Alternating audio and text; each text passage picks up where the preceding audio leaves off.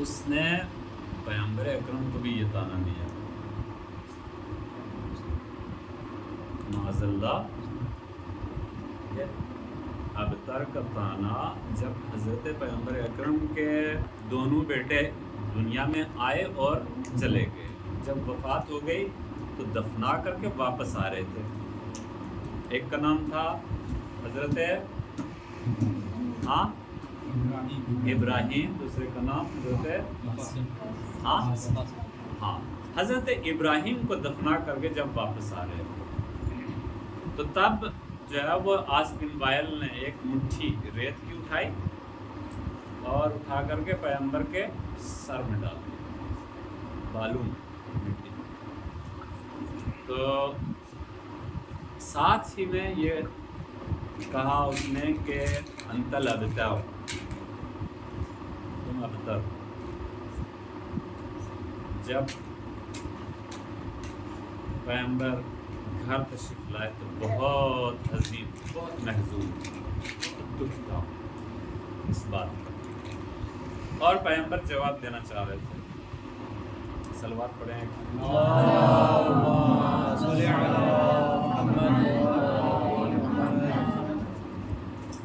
پیغمبر جواب دینا چاہ رہے تھے، لیکن خدا نے فرمایا کہ نہیں، تمہیں جواب دینے کی ضرورت نہیں، میں خود جواب دوں۔ کس صورت میں جواب دیا؟ سورہ کوثر کی صورت، انا اعطیناک الکوثر، ہم نے آپ کو کوثر عطا کیا۔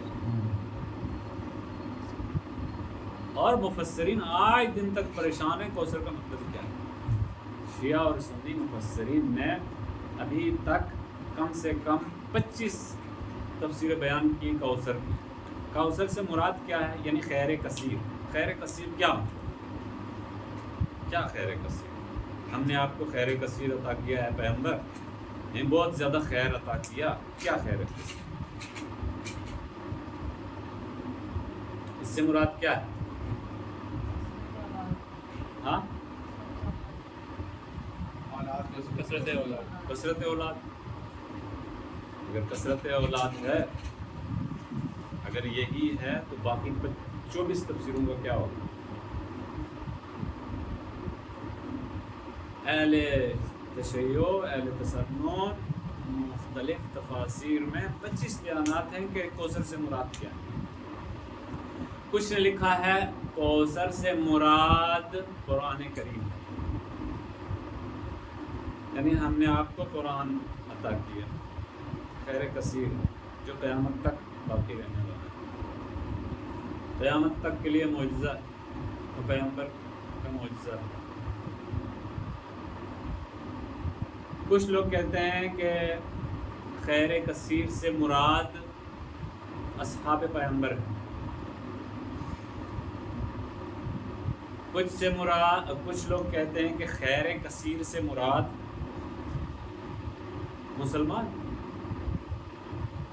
جتنے بھی اہل اسلام ہیں اتنی بڑی تعداد میں اس وقت دنیا میں دوسرے نمبر پر آبادی کے اعتبار سے مسلمان، پہلے نمبر پر عیسائی، دوسرے نمبر پر مسلمان ہیں آبادی کے اعتبار سے۔ ہم نے آپ کو خیر کثیر عطا کیا، یعنی اہل اسلام عطا کیا۔ کچھ لوگ کہتے ہیں اصلاً سرے سے خیر کثیر سے مراد اسلام، دین مبین اسلام۔ سنے تھے یہ تفسیریں سنی تھی آج دن؟ پھر کچھ لوگ کہتے ہیں کہ نہیں، کوثر سے مراد ایک نہر ہے جو جنت میں ہے،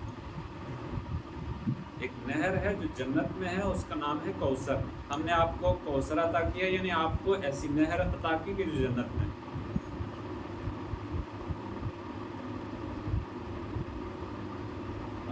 آج دن کی مجلس آپ نے سنی تھی، جنت کس کے نور سے خلق ہوئی ہے؟ آپ کو پتہ نہیں نہ چلا کہ یہ امام حسین علیہ السلام کے نور سے کچھ نور لیا اور اس سے جنت اور ما فیہا کو خلق کیا۔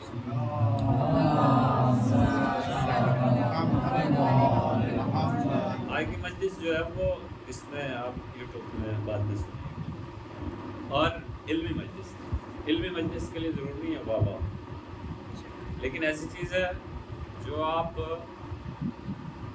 یعنی آپ کے علم میں اضافہ ہوگا، 1 سال تک آپ کو یاد رہے گی، اور اگر صحیح سے اگر آپ نے جو ہے وہ اس کو صحیح سے سنا اور حدیث قرآن سے نوٹ کیا تو آپ کو پوری عمر یاد رہے گی۔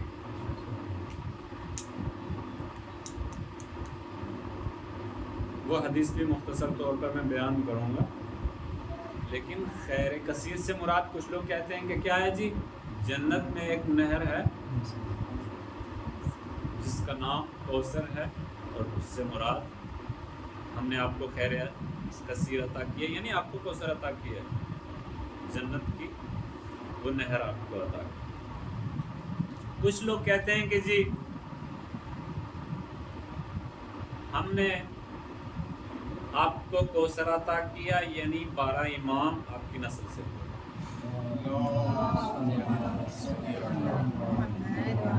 یہ بھی ایک تفسیر ہے۔ کچھ لوگ کہتے ہیں کہ نہیں، ہم نے آپ کی نسل کو تا قیامت زندہ رکھا، یہی خیر کثیر، یعنی آج دنیا میں کوئی ایسا ملک نہیں ہے، کتنے ممالک ہیں آج، 300 کچھ ہے، تو کوئی ایسا ملک نہیں ہے جہاں پہ سید نہ پہنچا۔ عاص بن وائل کے اس وقت جب یہ تانا دیا تھا 7 بیٹے تھے، کتنے؟ 7 بیٹے، اور برنا جوان اور توانا تندرست، اب تک تانا دینے والا اس کی نسل کا پتہ نہیں چلا کہاں گئی، وہ 7 بیٹے کہاں گئے، اور اگر کوئی ہوگا بھی تو شرمائے ہوئے بتائے گا نہیں کہ میں فلاں کی نسل سے ہوں، عاص بن وائل کی نسل سے ہوں جس نے پیغمبر کو تانا دیا۔ لیکن پیغمبر جنہیں ابتر کا تانا دیا جا رہا تھا، ان کی اولاد سادات دنیا کے کونے کونے میں موجود ہیں۔ کئی زمانوں میں سادات کو ذبح کیا جاتا تھا، گوشت کون اس کا گارا بنایا جاتا تھا، اور دیواروں کو کھودا جاتا تھا تاکہ سادات کو ختم کیا جائے۔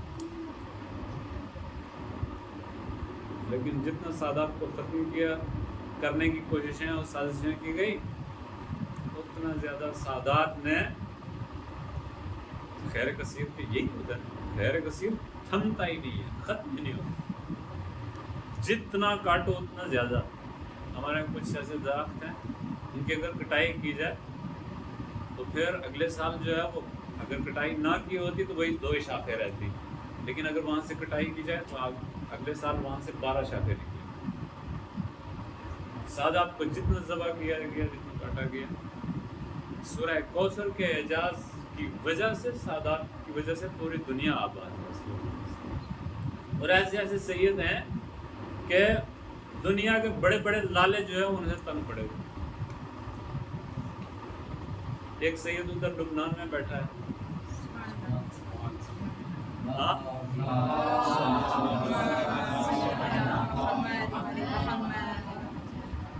ایک سید ادھر عراق میں،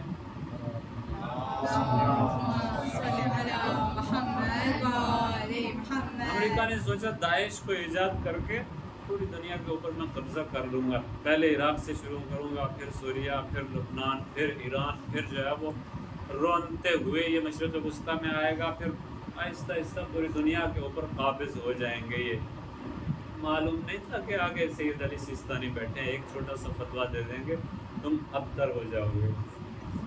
ہاں، انہوں نے ایک فتویٰ دیا چھوٹا سا، جیسے احکام الہیہ کے سلسلے میں روزانہ فتویٰ دیتے ہیں، جیسے ایک فتویٰ دیا،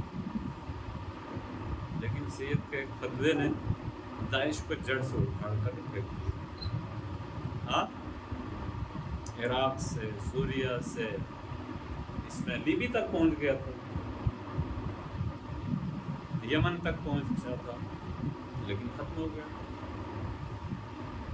یہ عاص بن وائل کی نسل کی طرح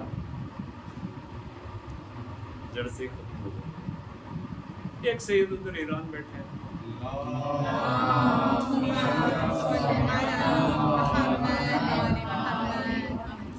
تو کچھ لوگوں نے لکھا ہے کہ ہم نے آپ کو کوثر عطا کیا, یعنی آپ کی نسل کو تا قیامت سادات کی صورت میں خلق کیا. کچھ مفسرین لکھتے ہیں کہ نہیں, کوثر سے مراد حضرت فاطمہ الزہرا ہے.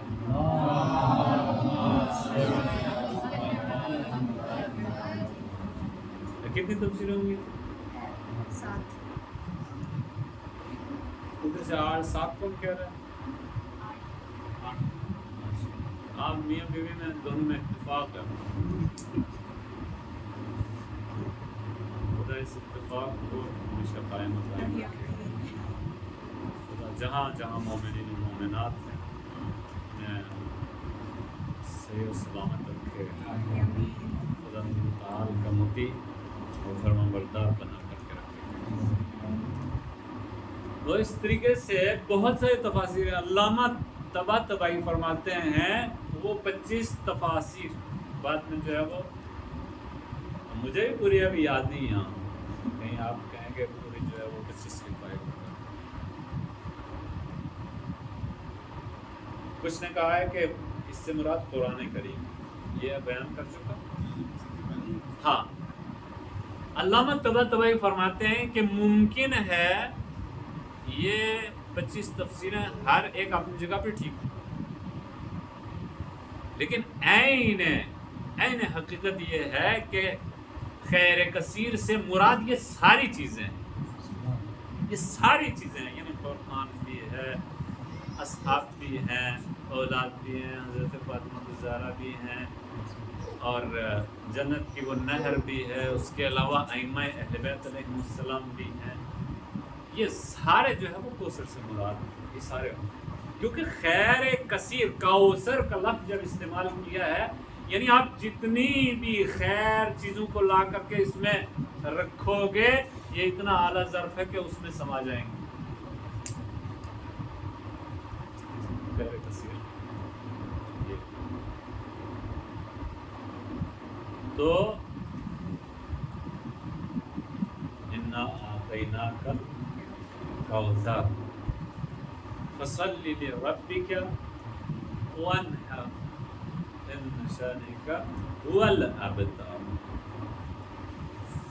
ہم نے اے پیغمبر آپ کو غصہ کرنے کی ضرورت نہیں, دکھی ہونے کی ضرورت نہیں. آج بن وائل کو اس نے اپنی نابودی کا ساز و سامان خود فراہم کیا. آپ کو خدا نے, ہم نے خیر کثیر عطا کیا ہے, آپ نماز ادا کرو اور قربانی دو. ان شانئک هو الابتر, یقیناً آپ کا دشمن وہ خود ہی ابتر ہے, وہ دم کٹا ہے. کہاں سے بات چلی تھی جی؟ بسم اللہ. ہاں, جو کام بغیر بسم اللہ کے بغیر تلاوت کے کیا جائے وہ ابتر ہوتا ہے. دیکھیں ان کی توجہ کتنی ہے. اور ابتر کا مطلب یہ ہے یعنی دم کٹا. جس نے یہ تانا دیا تھا پیغمبر کو اس کا کیا نام تھا جی؟ عاص بن وائل. اس کے کتنے بیٹے تھے؟ 7 بیٹے. کہاں گئے وہ؟ ہاں, ان میں سے ایک عمرو عاص تھا. عمرو عاص کی کہانی آپ نے سنی ہوگی.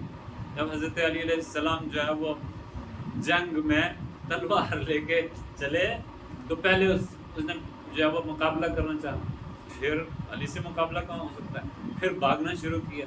جب دیکھا کہ نہیں پھر بھی جو ہے علی پیچھا نہیں چھوڑ رہے, تو بندہ جو ہے وہ کپڑے اتار کر کے وہاں پہ بیٹھ گیا. پھر حضرت علی علیہ السلام نے اس کو چھوڑا اور چھوڑ کر کے واپس چلے آئے. یہ تھا اسی نسل سے, عاص بن وائل کی نسل سے. یعنی انجام دیکھو, پیغمبر, ہاں سگا نہیں, عاص بن وائل اس کا دادا تھا. ہاں, یعنی عامر اس کا بیٹا تھا عاص بن وائل کا, عامر کا بیٹا تھا عاص. پریاس کہا جاتا ہے. اور وہ ابتر جو کام جو ہے وہ بسم اللہ کے ذریعے سے کیا جائے وہ. خیر ہمارا موضوع کیا تھا؟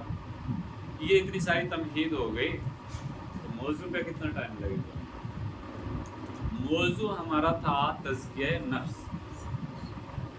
کیا تھا جی؟ تزکیہ نفس. تزکیہ نفس یعنی انسان اپنے نفس کو پاک و پاکیزہ کرے. کب کرے؟ سب سے پہلے یہی کام کرے. سب سے پہلے یہی کام.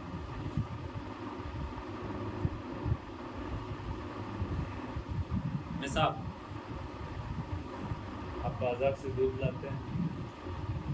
دودھ لا کر کے کون سے برتن میں ڈالتے ہیں؟ پہلے برتن کو پاک و پاکیزہ بناتے ہیں، پھر اس کو. اگر گندے برتن میں ڈال دیا جائے تو سارا خراب ہو جائے. علم کیا ہے؟ نور. علم نور کیا ہے؟ عمل صالحہ کیا ہے؟ وہ بھی پاک و پاکیزہ چیز ہے. تقویٰ کیا ہے؟ سب پاک و پاکیزہ چیز ہے. ایمان کیا ہے؟ پاک و پاکیزہ چیز ہے. تو آپ کے پاس ظرف ہے، برتن ہے. ہاں. ظرف کون سا ہے؟ آپ کا قلب، آپ کا دل، آپ کا دل و دماغ، ذہن. نورانی چیزیں اس میں رہیں، خراب نہ ہوں، تو اس کے لیے کس کی ضرورت ہے؟ پاکیزگی کی ضرورت ہے. پاک و پاکیزہ ہونے کی ضرورت ہے. کیوں علم کی وجہ سے فساد پھیلتا ہے؟ کیونکہ علم ایسے برتنوں میں، ایسے ظروف میں چلا جاتا ہے کبھی کبھی جہاں پہلے اخلاقی خباثتیں اور نجاستیں ہوتی ہیں. وہاں پہ اگر علم آ بھی جاتا ہے تو وہ خراب ہو جاتا ہے. وہ خراب علم جو ہے وہ پھر ہر جگہ خرابی کرتا ہے. حقیقت ہے کہ نہیں؟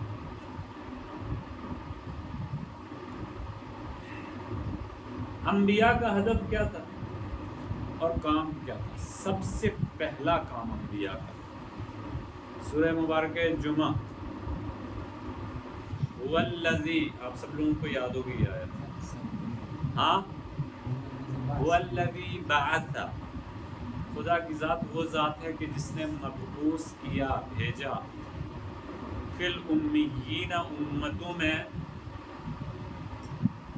والذی بعث فی الامیین رسولا، ہر امت میں ایک رسول کو بھیجا، نبی کو بنا، نبی کو بھیجا.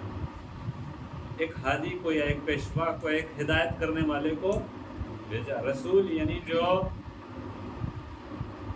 پہنچاتا ہو، پہنچانے والا. کیا پہنچانے والا؟ پیغام کو. پیغامبر کو، پیغمبر کو بھی پیغامبر اسی لیے کہتے ہیں، پیغام لے جانے والا، رسول پہنچانے والا.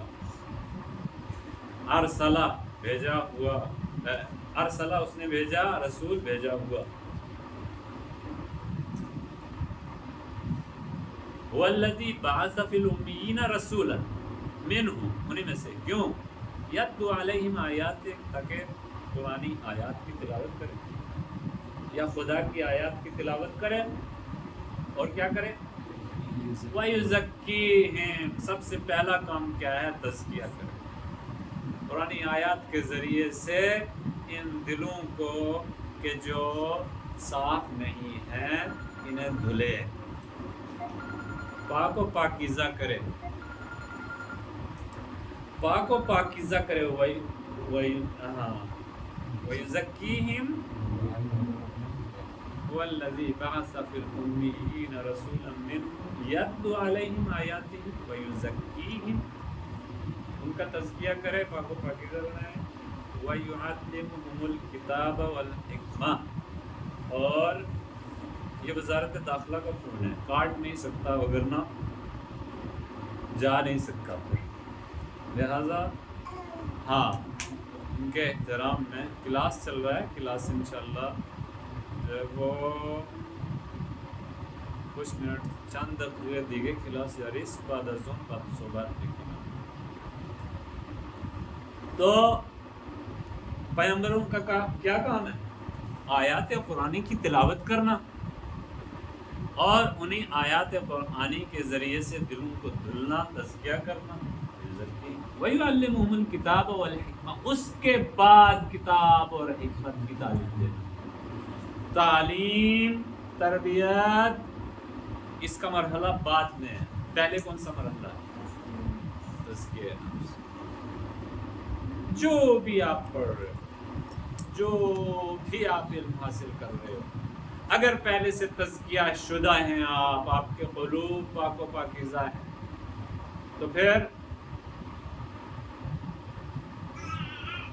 آپ کو ہر علم فائدہ دے گا.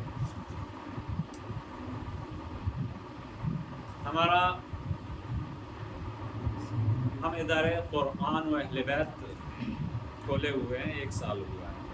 ادارہ قرآن و اہل بیت آن لائن کلاسز لگتی ہیں. اس میں ہمارا ہدف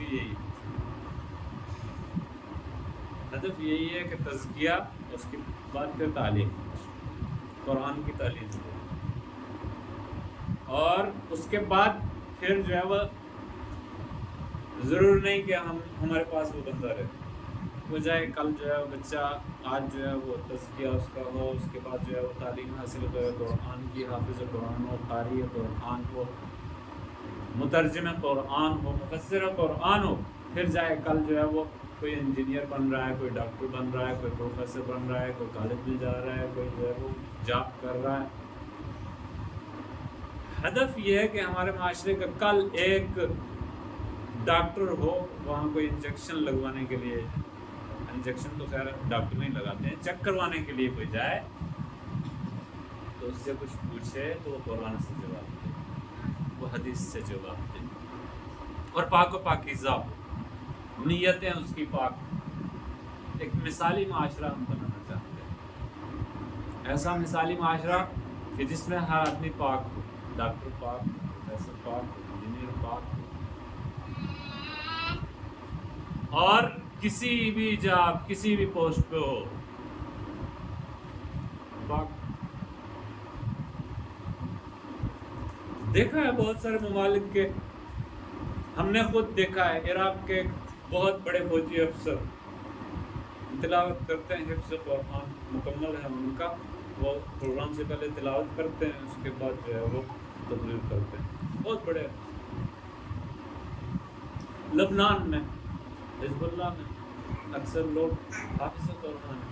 مترجم قرآن تو خیر انہیں ضرورت ہی نہیں ہے کیونکہ خود عرب ہے. مفسر قرآن، قاری قرآن ہے، یعنی پاکیزہ. اور یاد رکھیے، آپ دیکھتے ہیں بہت سارے لوگوں کو تعجب کرتے ہیں، اتنی اچھی قراءت ایران میں چھوٹے چھوٹے بچے ہیں، ان کی تلاوتیں آج آئے دن جو ہے وہ یوٹیوب پہ ادھر ادھر سنتے ہیں. آپ حافظ کو آپ سنتے ہیں، حافظ پچھلے دنوں ایک حافظ تھا، اس سے کہا گیا یہ آیت کہاں پہ ہے، صفحہ نمبر، پیج نمبر، دائیں ہے بائیں ہے، صدر نمبر، سب کچھ جو ہے وہ اس نے کمپیوٹرائز جس طریقے سے ہوتا ہے سرچ، اس طریقے سے اس نے بتایا. اچھا جی، یہ تو پھر جو ہے وہ اگر کمپیوٹرائز کسی کا ذہن ہو تو بتا سکتا ہے، لیکن ایسے ہی کوئی آدمی جو ہے وہ ایسے ہی اوراق پکڑے اور کہے کہ اب جو صفحہ میں نے کھولا ہے اس پہ پہلی آیت کون سی ہے، وہاں سے پڑھے کوئی آدمی یہ کون سا ہے، یہ کیا معجزہ بھی نہیں ہے، یہ معجزہ نہیں ہے، یہ تزکیہ کے نتیجے میں ہو. یہ تزکیہ جب ہو تو یہی نتیجہ یہی نکلتا ہے. کئی لوگ جو ہے وہ ایران میں بہت سارے علماء سے کہتے ہیں جی آپ وہاں جا رہے ہیں، آپ استخارہ کریں،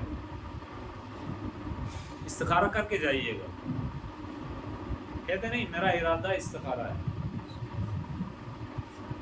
یعنی میں ارادہ کر کے جا رہا ہوں، مجھے پتہ ہے کہ کچھ نہیں ہوگا، تو یہی میرا استخارہ ہے. مجھے استخارہ کرنے کی ضرورت نہیں ہے. استخارہ ان لوگوں کو کرنے کی ضرورت ہے کہ جو سرگردان ہیں، جن کو پتہ نہیں ہے کہ کیا کرنا ہے، کیا ہوگا کیا نہیں ہوگا، اور ان کے جانے اور نہ جانے میں بھی مصلحت ہوتی ہے. یہ تزکیہ کی بنیاد ہے. تزکیہ جب تک نہ ہو یہ چیز وجود میں نہیں آتی. آپ دیکھتے ہیں آئے دن ایک سے ایک تلاوت کرنے والا آتا ہے، آدمی کو پتہ چلتا ہے کہ یہ کوئی معجزہ ہے. اچھا ہمارے ہاں حافظ لوگ بن بھی جاتے ہیں، حافظوں کو پتہ ہی نہیں چلتا، وہ دوسرے سال تیسرے سال جیسے آیا تھا ویسے ہی چلا گیا. کیوں؟ اس لیے کہ نور ہر جگہ ٹکتا نہیں. نور وہیں پہ ٹکتا ہے جہاں اس کے لیے مناسب جگہ ہو، تزکیہ شدہ جگہ پر، اور جہاں پہ ہمیشہ پھر اس کے بعد پابندی سے پاک رکھا جائے. اس کے قریب اخلاقی پستیوں میں سے کوئی پستی اس کے قریب گئی تو گیا.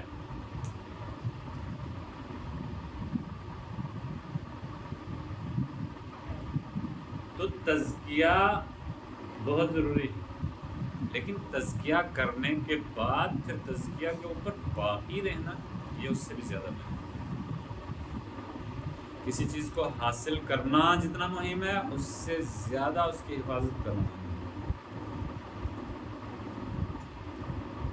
اس سے زیادہ اس کی حفاظت کرنا مہم ہے. آپ نے گھر بنایا، بہت محنت لگتی ہے، بہت محنت لگی ہے، 3-4 سال لگ جاتے ہیں. اور گھر ایسی چیز ہے جو کبھی مکمل ہوتا ہی نہیں. ان لوگوں نے گھر بنائے ان کو پتہ ہے کوئی نہ کوئی چیز رہ جاتی. پردے لگائے رنگ رہ گیا. شروع سے فرض کریں دیوار بنائی تو پلستر رہ گیا. پلستر ابھی جو ہے کروایا، اس کے بعد لائٹ فٹنگ رہ گئی. لائٹ فٹنگ کروائی پھر رنگ رہ گیا. رنگ کروایا پردے رہ گئے. پردے لگوائے مثلاً فرض کریں آپ ٹائلیں لگوائیں. ٹائلیں لگوائیں تو پھر پتہ چلا کہ آہستہ آہستہ بچہ آہستہ آہستہ بڑا ہو گیا، اس نے چترکاری شروع کی، دوبارہ رنگ کی. مکان کا کام کبھی مکمل ہوتا نہیں. مکان بنانا جتنا مشکل ہے اتنا مکان کو محفوظ رکھنا مشکل ہے.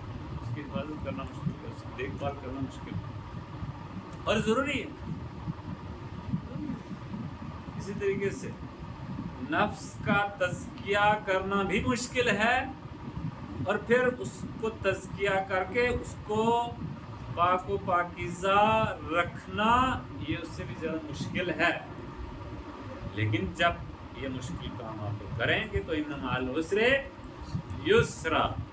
جب آپ نے پہلی اینٹ اچھی لگا دی، دیوار کی صحیح لگا دی، تو یہ دیوار چاہے عرش الہی تک لے جائیں سیدھی جائے گی. لیکن خشت اول چون نہد معمار کج تا سریا میں رود دیوار کج. لیکن اگر پہلی اینٹ اگر ٹیڑھی لگائی تو آپ سریا تک چلے جائیں تو دیوار ہی ٹیڑھی جائے گی. تو اتنی لمبی دیوار تو جا ہی نہیں سکتی اگر ٹیڑھی ہو. ہاں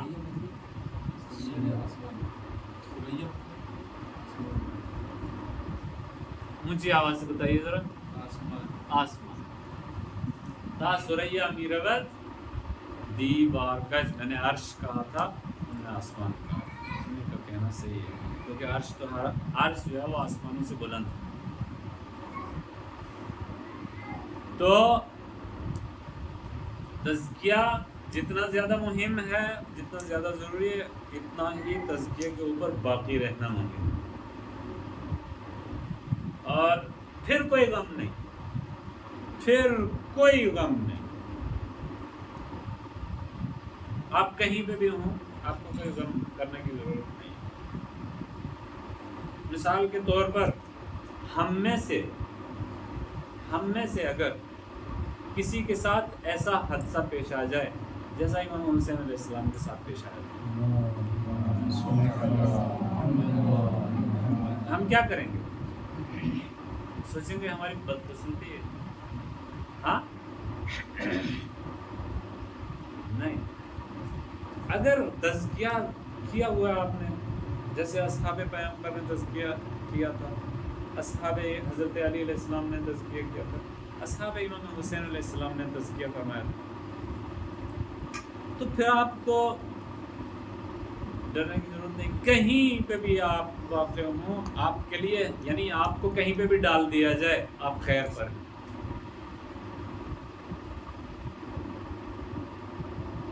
ممکن ہے کوئی کہے جی کہ امام حسین علیہ السلام کی قسمت خراب تھی، معاذ اللہ، کوئی کہے قسمت خراب تھی، جو ہے وہ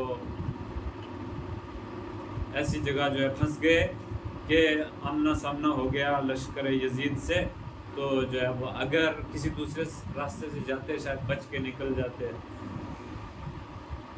لیکن اگر حسین ابن علی علیہ السلام سے کوئی پوچھے، ہاں، تو امام حسین علیہ السلام فرماتے نہیں. یہی خوش نصیبی ہے، یہی خوش نصیبی ہے. اور خدا کا ارادہ ہے کہ مجھے شہید دیکھے، خدا کا ارادہ ہے کہ مجھے شہید دیکھے. کیوں؟ اس لیے کہ خدا جس کو جتنا زیادہ چاہتا ہے اس کا اتنا ہی سخت امتحان دنیا میں لیتا ہے. اور یہ خدا کی محبت کا انداز ہے، یہ خدا کی محبت کا انداز ہے. جس سے جتنا ٹوٹ کے محبت کرتا ہے اس کو اتنا ہی جو ہے وہ اس کے مقابلے میں برے ترین افراد اس کے آمنے سامنے لا کر کے کھڑا کرتا ہے، اور ان کے ذریعے سے جو ہے وہ اس ہستی کا امتحان ہوتا ہے. یہ خدا کی سنت ہے، خدا کی سنت میں کبھی تبدیلی نہیں آ سکتی. مثال کے طور پر آپ جو ہے وہ ہر آدمی یہ سوچتا ہے انہوں نے زمانہ کا ظہور ہوگا.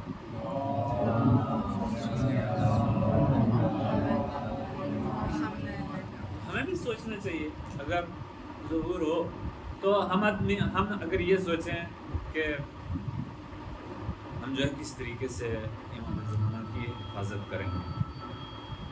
فرض کریں فلاں ہتھیار سے فلاں ہتھیار سے امام زمانہ تک جو ہے وہ کوئی حملہ جو ہے وہ پہنچنا نہیں چاہیے، ان کی حفاظت ہونا چاہیے. ہاں، ہم بھی بچ جائیں، امام زمانہ بھی بچ جائیں. نہیں، ایسا ہو ہی نہیں سکتا. جتنی بے دردی سے جو ہے وہ امام حسین علیہ السلام کو شہید کیے گئے، شاید اس سے کہیں زیادہ بے دردی سے امام زمانہ کو شہید کیا جائے گا. کیونکہ یہ ہستی معمولی نہیں ہے، ہستی معمولی نہیں ہے. یہ ہستی وہ ہیں کہ حضرت عیسیٰ آسمان سے آ کر کے ان کے پیچھے نماز پڑھے. لہذا خدا کی سنت ہی یہی ہے، خدا کی سنت میں تبدیلی نہیں آ سکتی. خدا جس سے جتنا ٹوٹ کے محبت کرتا ہے اس کو اتنا ہی زیادہ اس دنیا میں سخت امتحان اس سے لیتا ہے، تاکہ پھر اس دنیا سے جب جائے پھر اس کے مقام کو بلند کرے. امام حسین علیہ السلام کا مقام کتنا بلند ہے. حدیث میں نے دن میں نقل کی تھی کہ پیغمبر کو خدا نے اپنے نور سے ایک نور کو الگ کیا، اس سے جب اس کائنات کی خلقت سے 14,000 سال قبل تو اسی نور سے حضرت محمد مصطفیٰ کو پیدا کیا،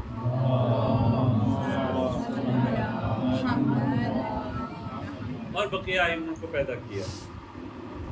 اور پھر 14,000 سال صرف اور صرف عبادت کرتے رہے یہی نورانی ہستیاں. 14,000 سال بعد حضرت محمد مصطفیٰ کے نور سے ایک حصہ الگ ہوا، اس سے عرش الہی بنا. حضرت علی کے نور سے تھوڑا سا ایک حصہ الگ ہوا تو اس سے ملائکہ جتنے بھی فرشتے ہیں وہ خلق ہوئے. حضرت فاطمہ الزہرا کے نور سے ایک حصہ الگ ہوا تو اس سے آسمان جتنے بھی ہیں 7 آسمان اور زمین بنے. امام حسن امام حسن کے نور سے ایک حصہ الگ ہوا، اس سے یہ سورج اور چاند بنے. پھر امام حسین علیہ السلام کے نور سے ایک حصہ الگ ہوا تو اس سے جنت اور جنت میں جو کچھ ہے وہ اس سے بنا. یہ جو کچھ ہم دیکھ رہے ہیں یہ خدا نے اگر خلق کیا تو ان کے نور سے ایک حصے کو الگ کر کے ایک چیز کو خلق کیا. یہ روایت کے دن میں جو میں جس میں پڑھا انشاءاللہ یہ روایت یاد رکھیے گا. اور یہ روایت پیغمبر اکرم میں محراب عبادت میں نماز صبح کے بعد جو ہے وہ جناب عباس راوی ہیں اس کے، ان کے سامنے نقل. امام حسین علیہ السلام کا مقام اس دنیا میں کیا ہے؟ امام حسین علیہ السلام کربلا میں تھے تو آپ کی شہادت کے وقت جب شمر آپ کے سینے پر سوار تھا تو دیکھا نہیں جا رہا تھا خدا کے فرشتوں جنہیں حضرت علی علیہ السلام کے نور سے خلق کیا گیا. 40,000 فرشتے آئے، کچھ روایتوں میں 4,000 فرشتے آئے اور آ کر کے کہنے لگے کہ ہم جو ہے وہ آپ کی مدد کے لیے آئے. امام حسین علیہ السلام نے اجازت نہیں دی، یہ میرا امتحان ہے، یہ امتحان مجھے دینا ہے. میں زہرا کا بیٹا یہ امتحان اکیلا ہی دوں گا. تھے یہ اکیلے پھر کوئی نہیں تھا. اور جب حل من ناصر کی صدا دی، آپ دیکھیے اگر میں اور آپ ہوتے تو ہم کہتے علی اصغر کو لے کے جانا میدان جہاد میں، یہ ڈوبتے ہوئے تو تنکے کا سہارا. لیکن نہیں، امام حسین علیہ السلام جو ہے وہ امتحان دے رہے. اب حضرت علی اصغر بھی نہیں ہے، اب حل من ناصر کی صدا بلند کرنے کا کوئی فائدہ بھی نہیں. اور دشمنوں نے، یہ وہی دشمن ہیں کہ جنہوں نے خط لکھ کر کے امام حسین علیہ السلام کو بلایا. آپ مہمان نواز ہیں، مہمان کی قدر آپ جانتے ہیں، لیکن کوفہ والوں کے سامنے مہمان کی قدر کوئی معنی نہیں رکھتی. امام حسین علیہ السلام جب اتمام حجت فرما رہے تھے پہلے ہی پوچھ رہے تھے، ایک ایک کو نام سے پکار کر کے کہہ رہے تھے تم نے خط لکھا تھا نا، تم نے مجھے بلایا تھا مہمان کے طور پر. کیا کیا لکھا تھا؟ آپ فرزند زہرا ہو، آپ فرزند علی، ہمارے گھر آپ کے لیے حاضر ہیں، ہماری جانیں آپ کے لیے حاضر ہیں. آپ نے خط لکھا تھا اور یہ مہمان نوازی اچھی کر رہے ہو، تیروں کے ساتھ، تلواروں کے ساتھ، نیزوں کے ساتھ. اور پھر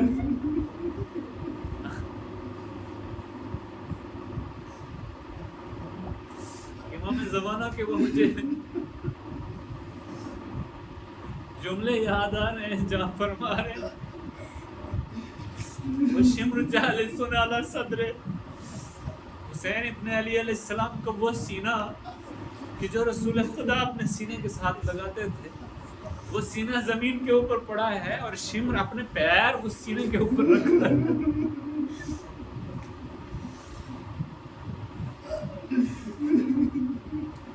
جنگ میں ایک اونچے اونچے جوتے پہنے جاتے ہیں، چکما اسے کہتے ہیں. جنگی چکموں کے ذریعے سے جنگی چکموں کے ساتھ شمر اپنا پیر حسین کے سینے پہ رکھے.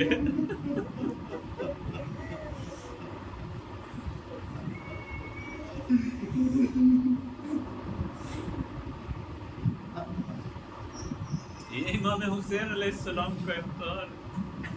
اور اس کے بعد اب دیکھیے یہ ساری بیویاں، یہ بچے کس کے سہارے یہاں پر تھے آج دن تک. ہاں کوئی بھی شہید، کسی کا بھی جنازہ آتا تھا خیموں کے پاس روتے تھے، لیکن پھر ایک امید تھی ابھی حسین زندہ ہے، لیکن میں قربان ہو جاؤں. جناب زینب کبریٰ کے اوپر، جناب ام کلثوم کے اوپر وہ لمحات کیسے ہوں گے کہ جب زینب کبریٰ کی آس ٹوٹی ہوگی، ام کلثوم کی آس ٹوٹی ہوگی، جناب سکینہ کی آس ٹوٹی ہوگی، جب حسین ابن علی علیہ السلام کے گلے کو کاٹا گیا ہوگا، سر کو جدا کیا ہوگا، وہ کہ نیزہ بلند کیا۔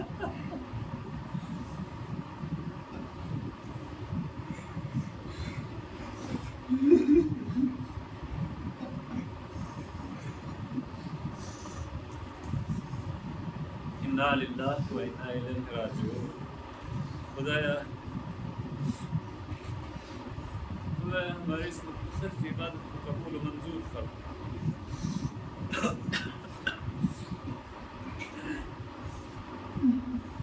خدایا ان اشکوں کے تو فیل ہمارے دل کا تزکیہ کر دے، ہمیں پاک و پاکیزہ بنا دے، ہمیں گناہوں سے دور رہنے کی توفیق عنایت فرما۔ خدایا صرف اعمال صالحہ کی توفیق عنایت فرما۔ خدایا یہاں پہ بہت ساری آنکھیں ہیں کہ جو حسین ابن علی علیہ السلام کے روضہ مبارک کی کربلا معلیٰ میں زیارت کے لیے مشتاق ہیں۔ خدایا ان سب کو مستطیع بنا دے، جامع حاضر میں جتنے بھی لوگ ہیں خدایا انہیں حسین ابن علی علیہ السلام کی زیارت نصیب فرما۔ خدایا ہم سب کو روز قیامت حسین ابن علی علیہ السلام کی شفاعت نصیب فرما۔ خدایا ان اشکوں کے طفیل غزہ فلسطین میں چھوٹے چھوٹے بچے یتیم ہو رہے ہیں، بچیاں یتیم ہو رہی ہیں، بے گھر ہو رہے ہیں مسلمان، خدایا ان کی مدد فرما۔ خدایا ان کے دشمنوں کے شر کو خود انہیں کی طرف پلٹا دے۔ خدایا اسرائیل کو صفحہ ہستی سے مٹا دے۔ خدایا اسلام و مسلمین کو سربلندی عنایت فرما۔ امام زمانہ کے ظہور میں تعجیل فرما۔ ہم سب کو ان کے آباد و انصار میں شامل فرما۔